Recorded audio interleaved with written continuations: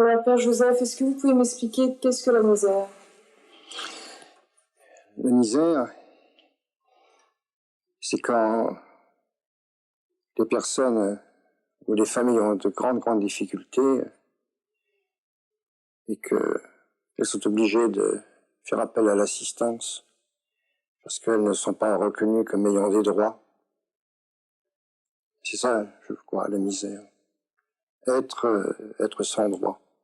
Si ces familles ou ces personnes sont sans droit, c'est parce qu'on les considère comme inférieurs, incapables d'assumer leurs responsabilités. C'est qu'on les considère comme...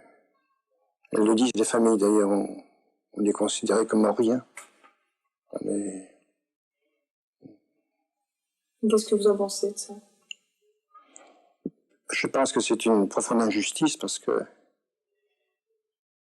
toutes les personnes et toutes les familles que je connais, moi, à travers le monde, spécialement en France, eh bien, ont la volonté de sortir. Personne n'accepte au fond d'avoir froid l'hiver, personne n'accepte d'avoir faim, personne n'accepte d'être en chômage, personne n'accepte de se sentir déconsidéré, mal vu par les uns et par les autres. Et chacun fait des efforts, mais justement, puisqu'on met les gens de côté, puisqu'on les considère pas comme valables, alors bien entendu, on voit même pas les efforts qu'elles font. Moi, j'ai vu des familles qui, pour recevoir l'assistance sociale, avaient nettoyé de fond en comble leur maison, mais c'était si misérable, si pauvre, que l'assistante sociale, en arrivant, a commencé par dire, mais comment pouvez-vous vivre dans un tel taudis? C'est ça la misère, enfin. On voit même plus les efforts que vous faites. On vous regarde plus. Oui, on vous regarde plus. Et comment vous avez été amené à rencontrer ces familles? Eh bien, d'abord, moi, j'ai vécu dans la misère toute ma jeunesse, et puis ensuite, après avoir appris le métier de pâtissier, je suis rentré dans un mouvement de jeunes qui s'appelait la JOC, la JOC. Alors là, j'ai été en contact avec des jeunes qui, comme moi, sortaient des milieux de souffrance et de peine. Et puis, une fois que j'ai décidé de rentrer au séminaire, c'était pour retrouver, si vous voulez, des jeunes comme ceux-là, et puis retrouver des mamans comme ma mère, des femmes comme ma mère qui se crevaient, qui se minaient le sang pour pouvoir élever leurs gosses. Puis je me disais, bien, le prêtre, eh bien, j'aurais le pouvoir de Dieu pour sauver, les mettre debout. Et je me suis pas trompé. Comme je vous le disais, pour moi, la misère, c'est une compagne qui a suivi toute ma vie, quoi. Et j'étais curé de campagne, dans un petit village de l'Aisne. J'étais vraiment heureux comme un poisson dans l'eau. Et puis un jour, l'évêque m'a dit, mais Joseph, tu sais, à Noisy-le-Grand, il y a un camp, il y a plusieurs centaines de familles, et il y a besoin d'un aumônier, si tu veux, tu y vas. C'est comme ça que ça a commencé. C'était une décision d'église. Quand je suis arrivé là, bien entendu, j'ai trouvé tant de familles qui venaient de partout, qui avaient en commun que la misère qui les unissait là. Par conséquent, pour faire un village, une communauté, puisque un village, c'est autour d'une activité qu'il se crée. Une communauté, c'est un idéal qui fait que les hommes vivent ensemble. S'il n'y avait rien qui pouvait réunir ces gens, sinon la misère, la souffrance, la peine. Alors j'ai compris tout de suite, et puis c'est très intéressant parce que je venais avec l'idée de m'enfuir avec eux, de vivre avec eux, de partager leur vie, d'essayer de comprendre ce qui les animait, ce qui les ferait aussi bouger. Puis je me suis aperçu qu'il y avait tellement de choses qui les écrasaient. Il n'y avait pas d'école d'abord, pour commencer, à l'époque. Il y avait près de 1000 enfants et un tiers seulement pouvait aller à l'école puisque l'école n'avait pas été encore construite. Puis, il y a que quelques fontaines pour 250, soit 260 familles. Avec un voiture closé commun pour toutes les familles. Les baraquements étaient des sortes de hangars en demi-lune, forme de demi-lune en fibrociment, de 5 mètres 20 de large et de 8 mètres 40 de long. Ces familles avaient besoin avant tout d'être reconnues, d'obtenir. Elles devaient savoir que j'avais confiance en elles. Et alors je me suis acharné pendant des années à m'assurer pour moi-même et à m'assurer pour elles qu'elles pouvaient. Et parce qu'elles pouvaient, elles devaient tout faire pour s'en sortir. Et puis aussi, il n'y avait pas de ciment dans les igloos. Hein. Il n'y avait pas d'électricité. Comme je vous dis, l'eau était sur quelques fontaines. On s'est mis ensemble comme ça, à creuser la terre, on s'est mis ensemble à mettre du ciment, on s'est mis ensemble à doubler les igloos, à faire des chambres particulières pour les enfants, de façon à ce que les enfants aient moins froid l'hiver. Et moins chaud aussi l'été, ils ne se déshydratent pas.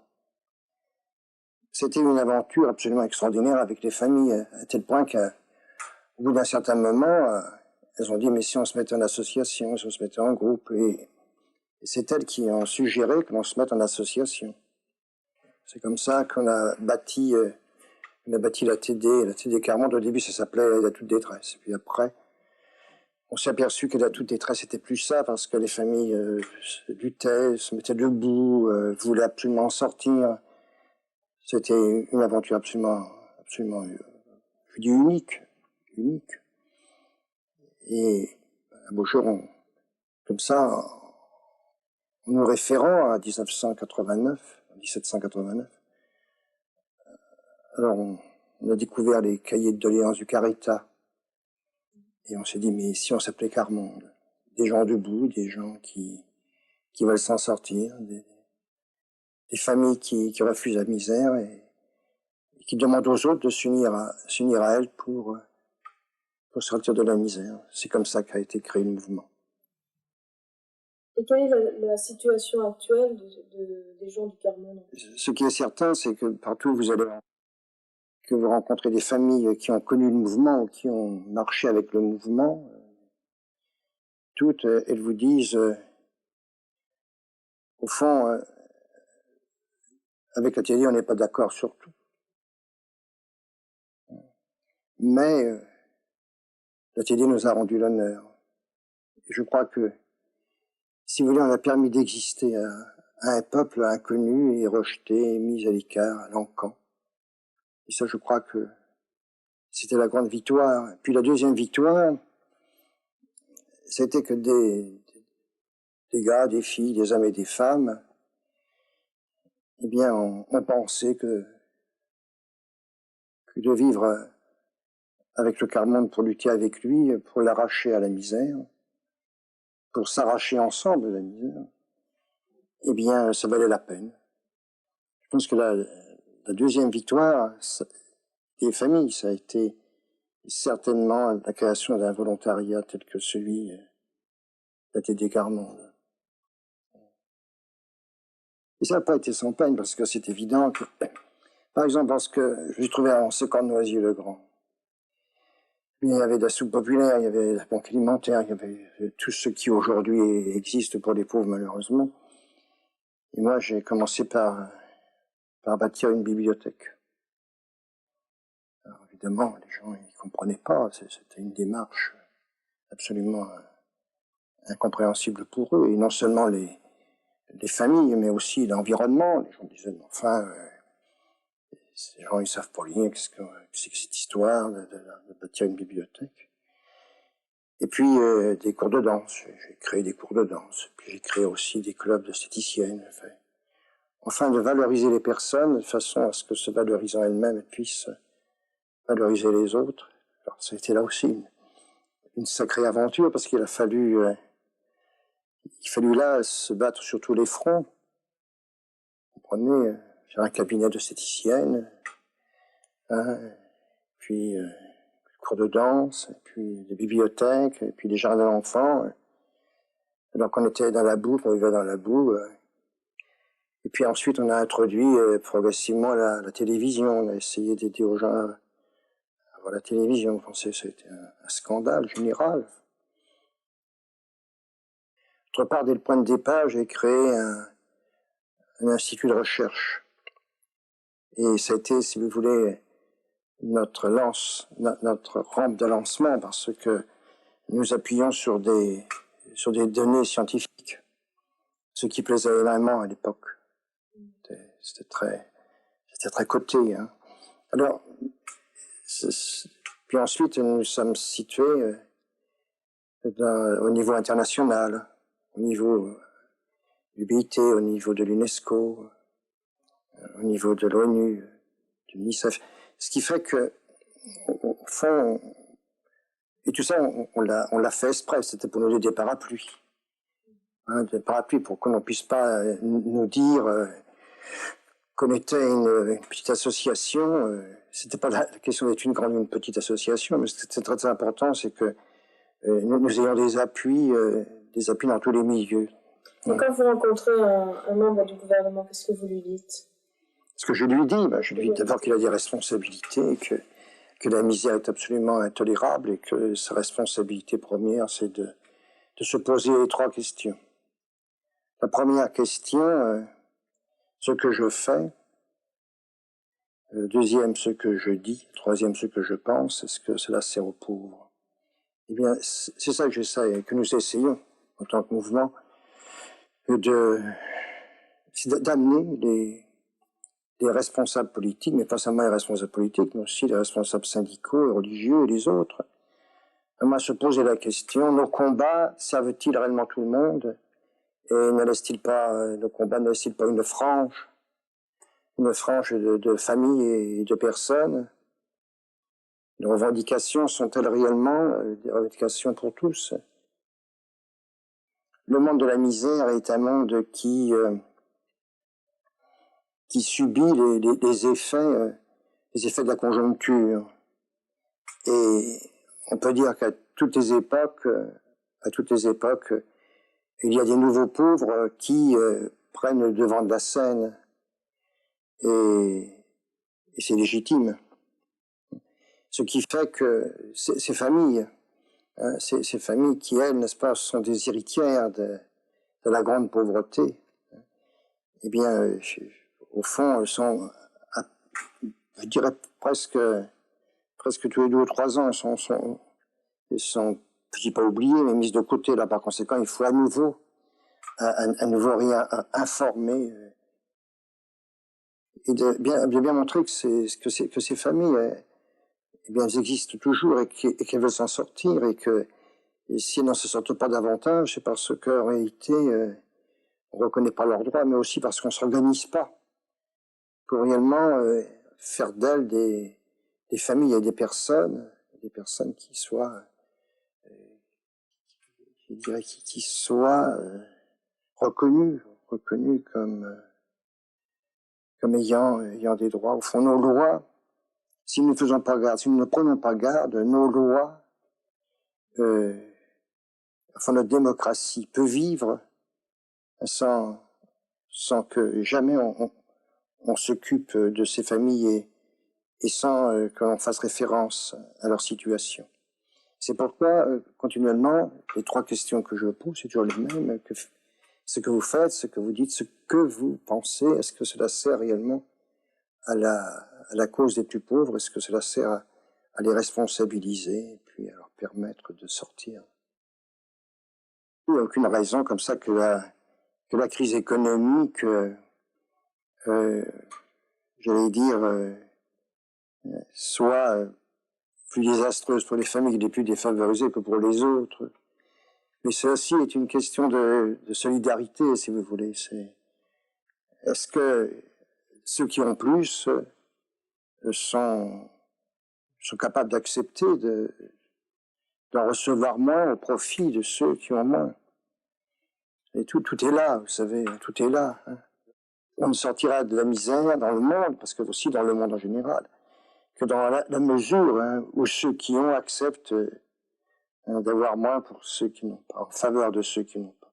Mais pas du tout parce qu'on fait une aumône, et c'est au titre d'un abandon de justice. On n'est pas ici au niveau de l'aumône, mais au niveau de la justice. Est-ce que vous pouvez me parler un petit peu des enfants du quart-monde? Les enfants du quart-monde, vous savez, quand on parle des enfants, vous savez, on a toujours des surprises. Il y a toujours des surprises. Et je pensais, parce que là, hier au soir, je revoyais la Patricia qui était une gamine. Hein. Le père était croque-mort. C'était horrible chez elle parce que tout était recouvert de linceul. Hein. La nappe était linceul, et ça était linceul, c'était des morceaux de linceul, c'était effrayant. Et la mère était partie. Ça. Et il y avait 6 enfants dans la maison, plus elle, plus Patricia, et c'était 7 par conséquent. Et le soir, elle s'attachait.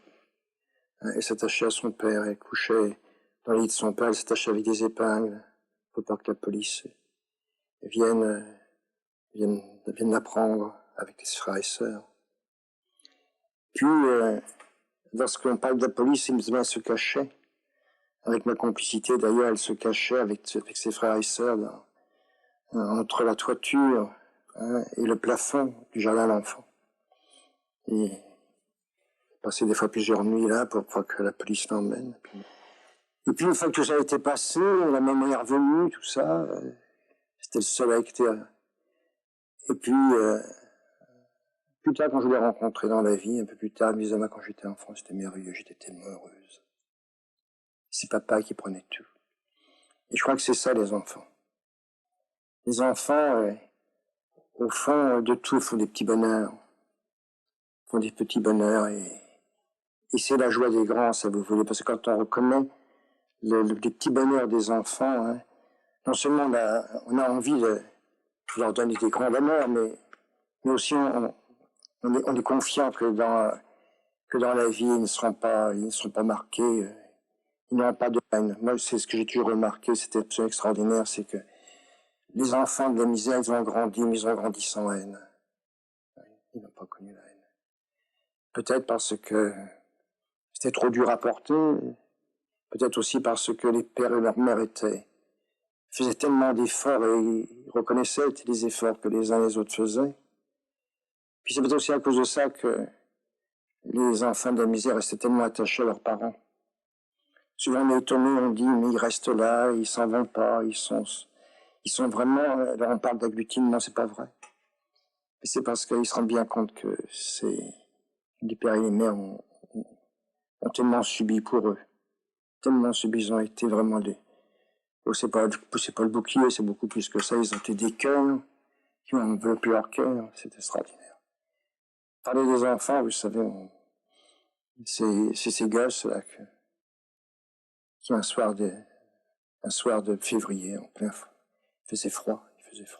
Le vent était glacé, puis qui allaient vendre plutôt leur bille, qui allaient vendre leur bille, n'est-ce pas, parce que c'était la fête de leur maman. Ça faisait plusieurs jours qu'il n'y a pas eu de pain à la maison, il n'y avait rien à manger. On avait tout raclé, on était venu me voir, moi je n'avais rien non plus. J'avais été mendier un peu à droite et à gauche, j'avais eu du pain rassis, je leur avais donné.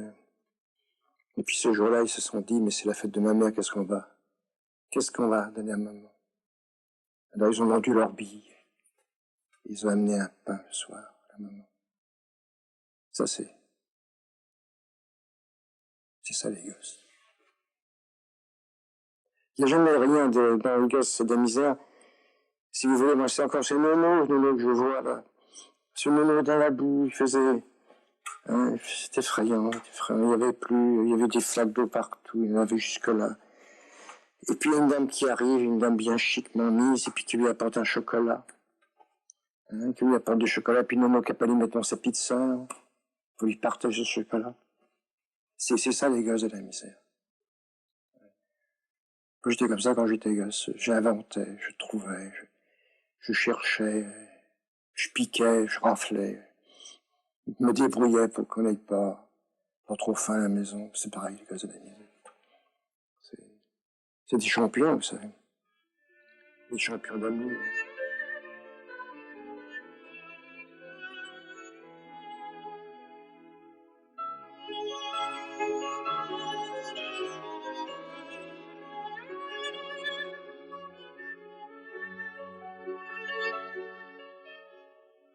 Et à propos de l'école? L'école, c'est le temple du savoir. C'est là où les enfants, ils aiment tellement aller à l'école, vous savez. Hein. Quand c'est, ils en rêvent de cette école. Ils en rêvent. Ils voudraient y aller. Et puis ils arrivent à l'école, c'est pas leur milieu. Parfois, on leur pose des questions qu'ils comprennent pas. Ou parfois qu'ils comprennent de trop. On leur fait des réflexions. On leur fait des réflexions et ils sont très sensibles. Et parfois dans la cour, on traite la mère, on traite le père. Il est fainéant. Puis tout ça, n'est-ce pas, c'est accepté parfois par les maîtres. Et ils comprennent pas les gosses. Alors très rapidement, les gosses, et puis ils se sentent... Moi, j'étais comme ça, vous savez. J'étais comme ça. Je suis encore d'ailleurs maintenant. J'ai du mal à me mettre en route. Je traîne de la paix, traîne des pieds. Je suis pas... C'est long, c'est long, c'est long. Il faut avoir de la patience. Et souvent, on n'a pas la patience avec ces gosses-là. Et puis, c'est sûr que ces gosses, parfois, ils font du bruit. Chez eux, tout est tellement désordre et chaos. Non pas parce qu'il n'y a pas d'ordre, mais il y a l'ordre de la misère, c'est-à-dire que c'est le désordre même. Hein. Alors, là, ils font pas attention aux choses. Ils font tomber, ils font du bruit. Ils ont un langage parfois qui est un peu plus vert que d'autres. Alors, on comprend pas. Alors, et eux qui étaient si heureux d'aller à l'école, au bout de très peu de temps, ils veulent plus aller à l'école. Et puis les parents, ils sentent bien que les enfants souffrent, alors ils osent pas trop. Ils osent pas trop. Alors si l'instituteur ne vient pas voir la maman, le papa, si l'institutrice ne vient pas dans la cité, elle va pas comprendre. Puis alors si l'enfant vient avec, ça arrive avec des bêtes,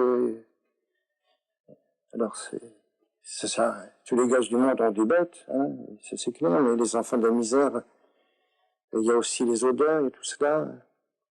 Tout ça fait que l'enfant est mal dans sa peau. C'est pour ça que je les apprenais à danser. Pour qu'ils soient bien dans leur peau. Pour que lorsqu'ils arrivent à l'école, ils puissent faire la nique aux autres. Souvent, ils se sentent différents. Différents, oui, ils se sentent différents. Ce sont ce qu'on leur dit bien qu'ils sont différents, c'est évident. C'est différent aussi parce que bien souvent, ils ont des vêtements qui ne sont pas adaptés. Hein, des vêtements qui viennent des vestiaires. Moi, j'ai été habillé avec les vestiaires. Et le premier costume que j'ai eu, je me rappelle toujours, a été lâché avec maman rue Baudrière. C'était un magasin qui était tenu par un Israélite, qui aimait bien maman, qui avait du respect pour elle. Et la maman avait acheté mon premier costume, un costume dont les manches, n'est-ce pas, me couvraient entièrement la main. Parce qu'il dit, ça, il va grandir, et puis comme ça, il en a pour 2 ans, 3 ans. Vous comprenez, alors. Il est toujours plus ou moins bien pouillé, il est toujours plus ou moins bien mis, mais toujours... Ça, c'est clair qu'on se sent différent. On se sent certainement différent. Et puis parfois, on se sent différent parce que les parents, les autres, disent à leurs enfants de ne pas fréquenter ces gosses-là. Et ça se dit, ma mère m'a dit que, mon père m'a dit que, et ça reste ça reste.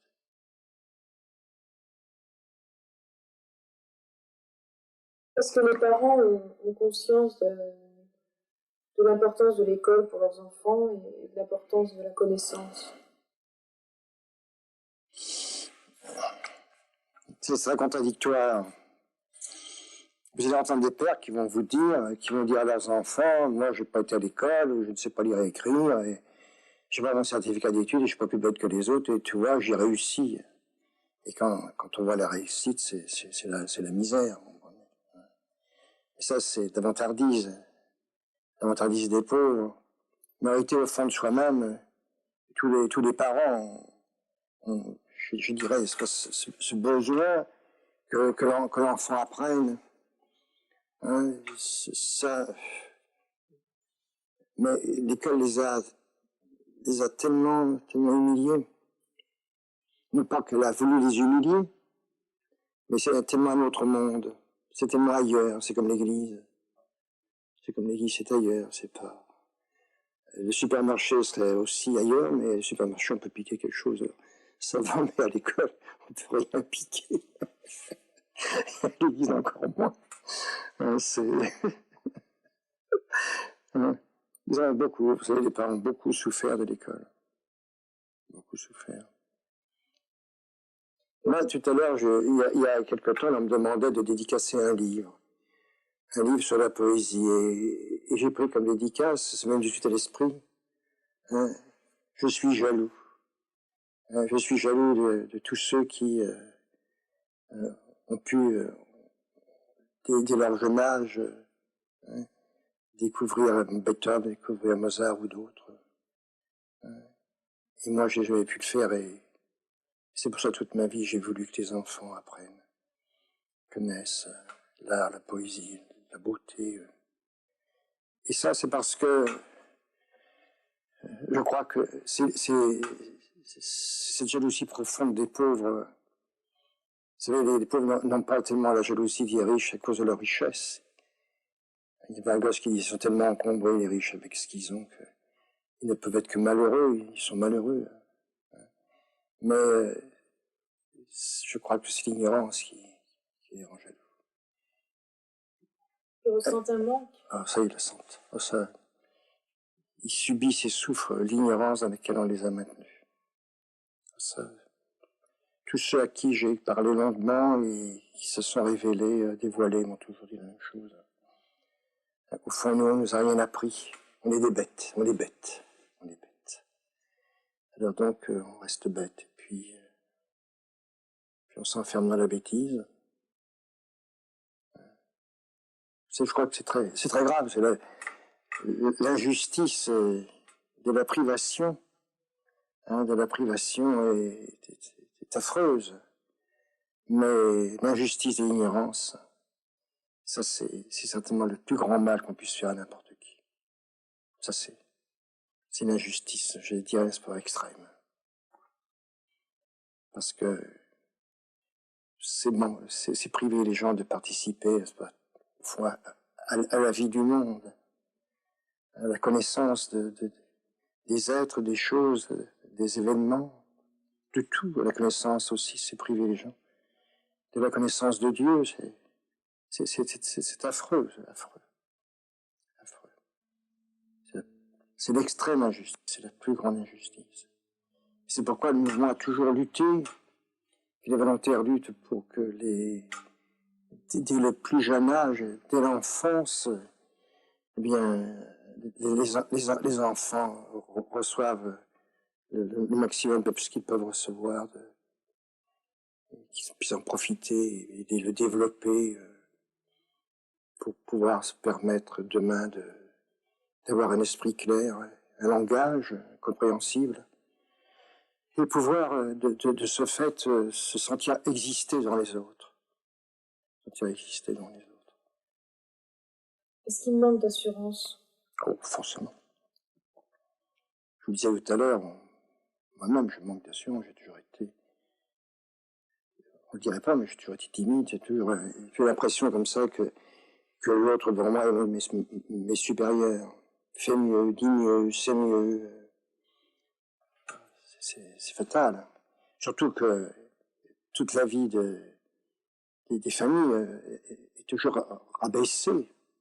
Toujours rabaissée. Au fond, on leur demande jamais conseil, rien, jamais leur avis, même en ce qui les regarde. En ce qui les regarde, de plus, moi je rappelle une maman qui me disait, mais c'est très curieux, moi je connais pourtant bien mes enfants. Et on les retire, on m'a rien demandé. On m'a pas demandé si, où c'est qu'on pourrait les mettre, à qui on pourrait les confier, on m'a rien demandé. Mais je connais bien. Et ça, c'est comme ça. Le pauvre, il est considéré d'emblée comme un ignorant, donc comme un incapable de pouvoir exprimer quoi que ce soit. Par conséquent, je crois que l'assister par ignorance, c'est le pire de tout. D'ailleurs, remarquez que dans les prisons, les aumôniers révèlent que une grande partie des détenus ne savent pas lire et écrire, et ils sont du monde de la misère. Du monde de la misère.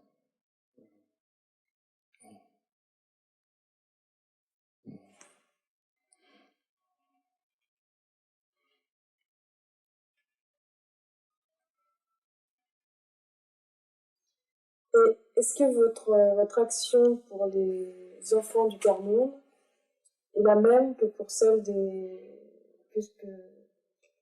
est la même que pour les enfants du tiers-monde? Les enfants des pays sous-développés. Je pense qu'au niveau de l'enfance, les approches sont les mêmes. Ah oui, parce que je pense que les enfants ont, quel que soit le pays, quelle que soit la culture, ont profondément le même, une soif de justice, on a besoin de tendresse, une curiosité, un besoin de savoir, un besoin de toucher, puis aussi un besoin d'être compris, respecté. Je crois que là aussi, entièrement, il faut que les enfants les plus pauvres que nous rencontrons soient aidés et soient accompagnés au niveau du savoir. C'est pour ça que si en Europe, nous avons créé des bibliothèques dans les rues, c'est-à-dire des volontaires qui vont dans les quartiers avec des livres pour partager avec les gosses le savoir qu'ils ont, avec d'ordinateurs dans les rues pour pouvoir leur permettre comme ça d'avoir chez eux, d'avoir dans leur propre quartier, d'avoir l'ordinateur à leur portée.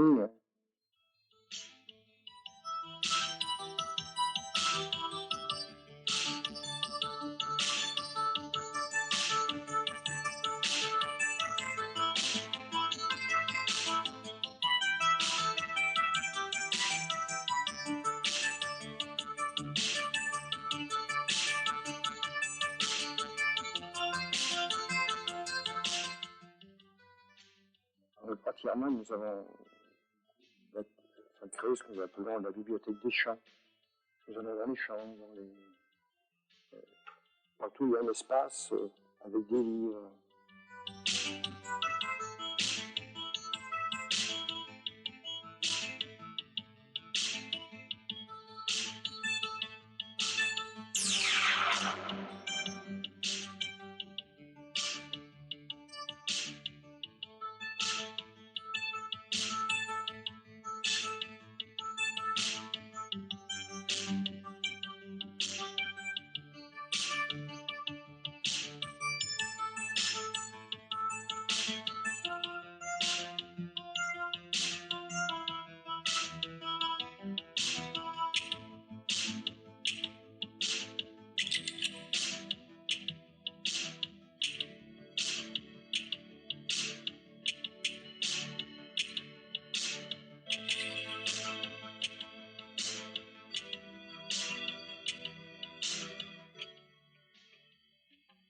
aller très tôt pour que les gosses se dessinent.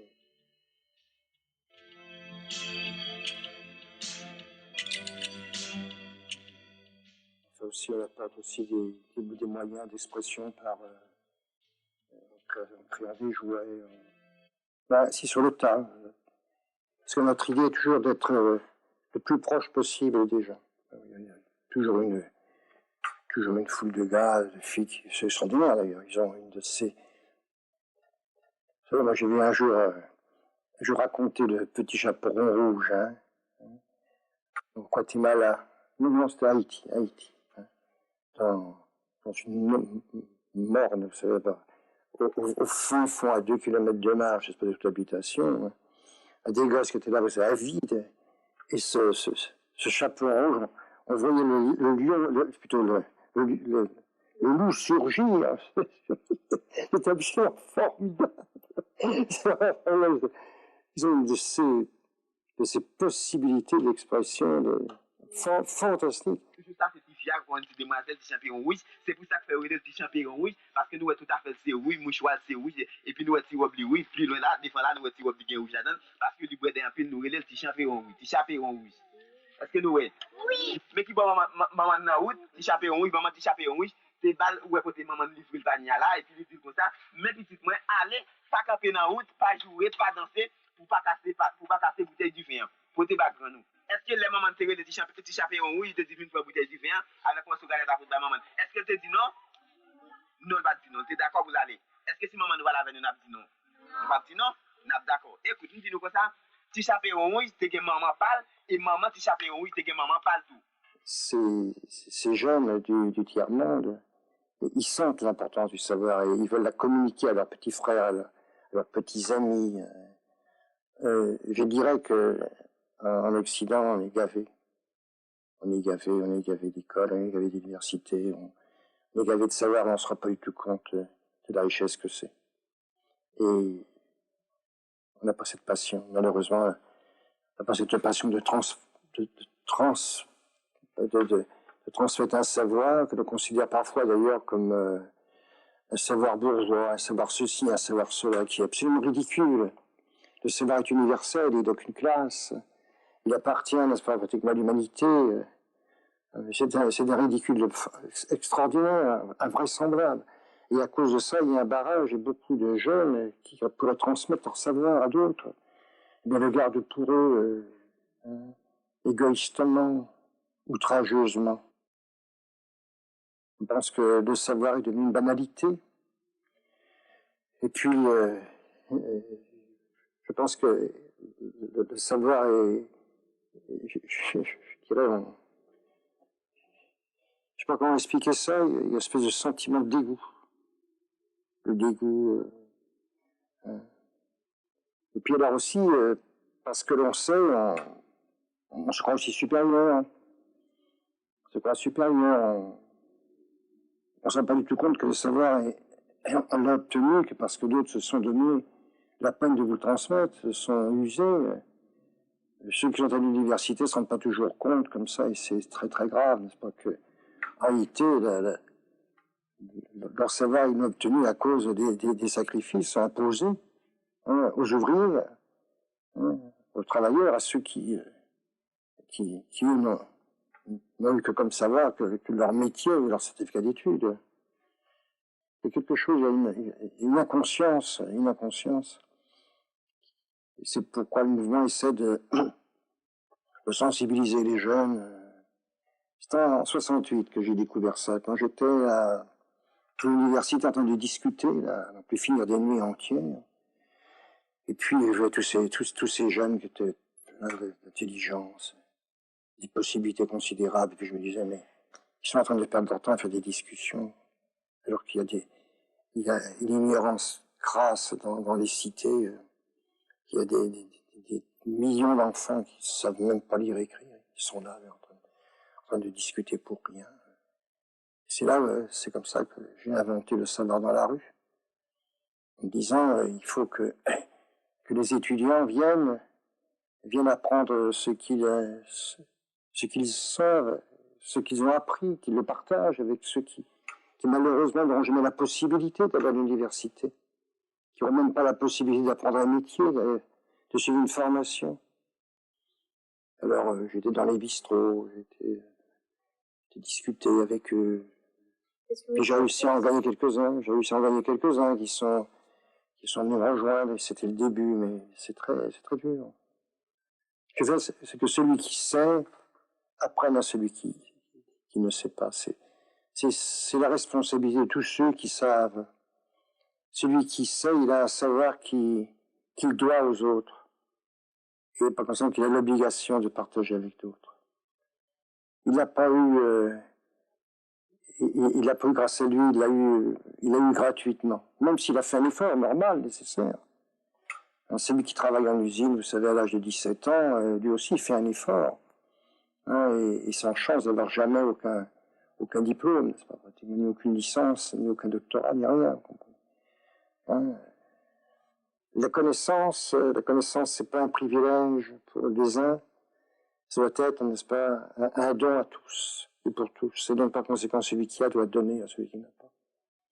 Si les étudiants leur avaient mis en contact avec la misère, avec les couches de population populaire, avec tous ceux qui souffrent, et puis qu'on leur avait montré tout ce qu'ils pouvaient faire.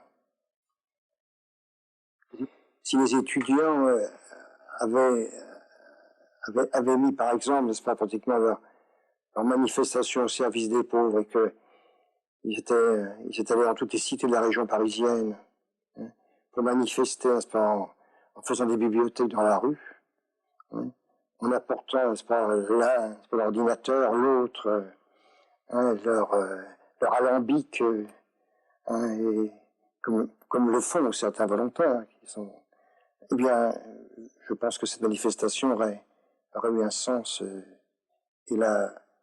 je crois que l'ensemble, je dirais, du populaire, des ouvriers, des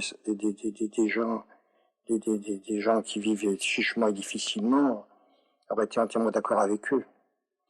Et les auraient soutenus autrement. Parce qu'ils auraient découvert qu'entre l'université et le monde des pauvres, la misère, il n'y a pas de fossé. Que c'est vraiment la même humanité qui se bat, pour la même cause, celle de la liberté, celle du respect des uns des autres. Voilà bien des choses. C'est formidable, vous savez, de lutter vous savez, contre toutes ces injustices qui sont faites.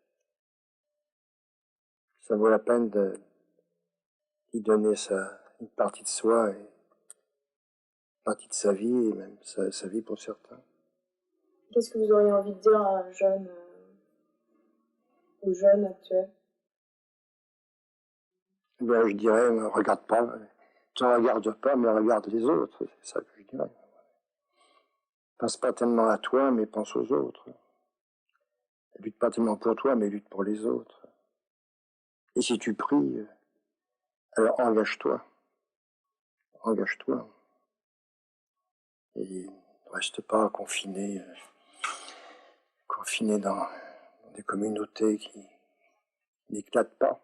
Éclatent. Un jeune est fait pour éclater.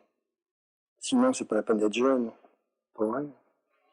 Vous qui êtes jeune, si vous n'éclatez pas, à quoi ça sert? Être jeune, c'est pas quand vous aurez mon âge que vous éclaterez. En fait. On n'aurait ni la force, ni même l'imagination. Qu'est-ce que ça apporte d'éclater? Ah, formidable. Formidable, la rencontre. Extraordinaire. La rencontre avec les autres. Et puis, quand vous rencontrez les autres, n'est-ce pas, vous recevez nécessairement. Puis vous donnez. Et par conséquent, vous existez. Formidable, d'exister. De savoir qu'on existe et qu'on compte. Et qu'on compte, non pas pour l'un ou pour l'autre, mais qu'on compte, j'allais dire, pour beaucoup. Pour beaucoup. Au fond, tout bonheur est transparence. Tout bonheur est transparence. Par conséquent, et rayonnement, par conséquent, toute joie et, je dirais, joie des autres. Et c'est ça qu'un jeune doit vouloir pour lui-même, pour sa vie, parce que c'est l'intérêt de sa vie, autrement quel intérêt il a. Il n'est pas responsable. Il n'est pas responsable aujourd'hui de la politique, il n'est pas responsable, n'est-ce pas, du monde économique. Contrairement à ce qu'on lui dit, il n'a pas de pouvoir. Par contre, il a le pouvoir de faire bouger à cause de l'espérance et de l'enthousiasme qui est en lui. Alors là, il peut faire bouger. Parce qu'il peut faire découvrir aux hommes que ma foi, le monde n'est pas comme on veut lui faire croire. Il n'est ni triste, ni moche, ni rien. Il est disponible.